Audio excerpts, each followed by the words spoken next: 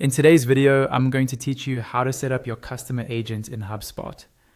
We'll walk through adding a new user, assigning the right seat, and wrapping things up so your customer agent can start working right away.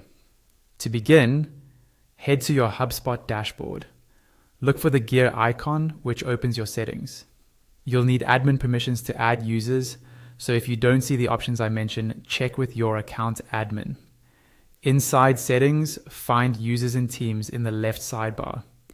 This is your control center for who can access your HubSpot account and what they can do.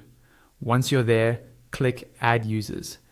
This takes you to the flow for inviting new people into your portal. Choose Create New to add a brand new user. You'll see a field asking for an email address. Type in your customer agent's work email carefully. A quick tip: double check the spelling to avoid bounced invitations and delays. When you're confident the email is correct, click Next to continue. Now you'll see options to assign a seat. Open the drop-down menu to view the available choices. Seats determine access to paid features and affect billing, so it's important to pick the right one for the role. For a customer agent who needs robust sales capabilities, select the sales professional seat.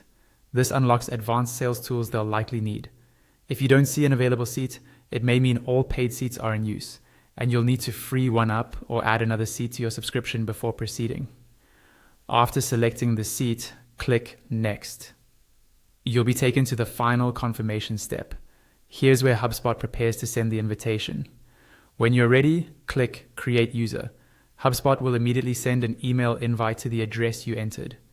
The user must accept that invitation to activate their account, so let them know to watch their inbox and check their spam folder if they don't see it right away. Once the user is created, click Done to finish. That's it for the setup flow. A couple of quick checks you can do afterward.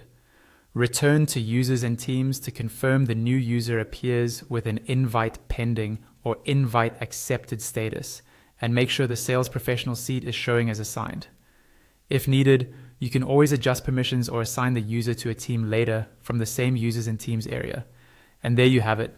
You've added your customer agent, assigned the correct seat, and completed the account setup so they can hit the ground running.